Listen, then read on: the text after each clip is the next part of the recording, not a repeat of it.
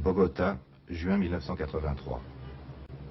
Cette violence quotidienne dont témoigne Manuel le paysan et sa femme, je l'avais déjà rencontrée il y a 18 ans.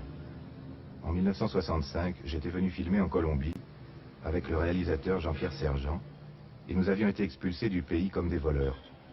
J'étais alors caméraman, preneur d'images.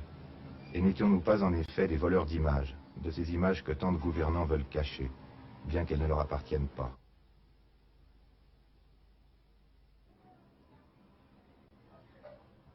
En 18 ans, la population de Bogota est passée de 2 à 5 millions d'habitants. Les paysans qui ont fui la violence des campagnes ont agrandi et l'agrandissent chaque jour plus loin vers le sud. C'est ce qu'on appelle les barrios de invasión, les quartiers d'invasion.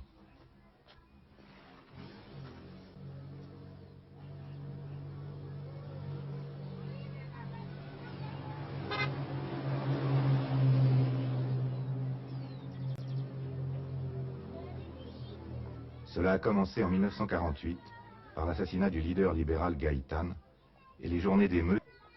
La guerre civile entre les deux partis conservateurs et libéraux s'est étendue à tout le pays.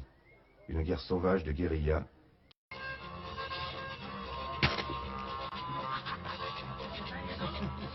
Un dimanche après-midi, dans la banlieue sud de Bogota, aux antipodes des collines boisées que nous avait fait traverser du docteur Ardila Loulé.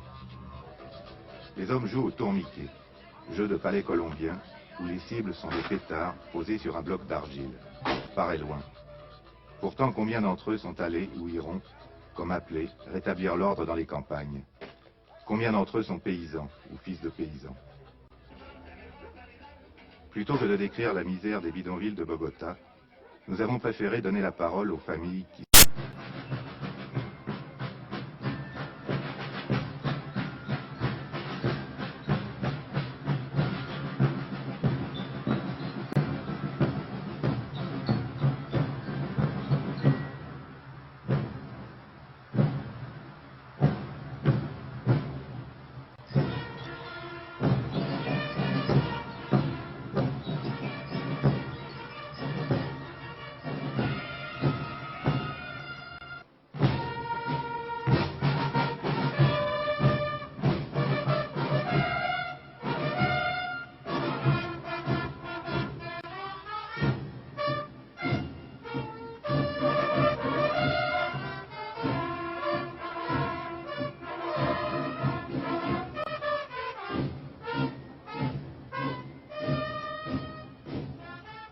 Devant le palais présidentiel, le spectacle de la revêtue. Cependant qu'à Rio Chiquito et ailleurs, les FARC, Forces armées révolutionnaires de Colombie, tiennent la montagne. D'autres mouvements de guérilla, comme le 9, combattent aussi le pouvoir en place.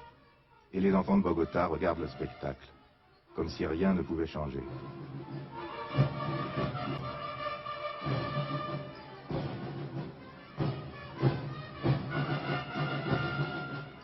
Je suis revenu en Colombie pour revoir ceux que j'avais connus à Rio Chiquito, ceux qui ont survécu, ceux qui depuis 20 ans ou plus vivent les armes à la main. Mais si j'ai pu revenir, qui a été voté en 1982, proposant aux guérilleros de déposer les armes. L'artisan de cette loi est le président de la République, Belisario Betancourt. Élu depuis 1 an sur un programme de paix civile et de rétablissement de la démocratie, sa popularité est immense. Quel est le pouvoir réel de cette qui semble s'être placé au-dessus du jeu politique traditionnel? Qui est-il?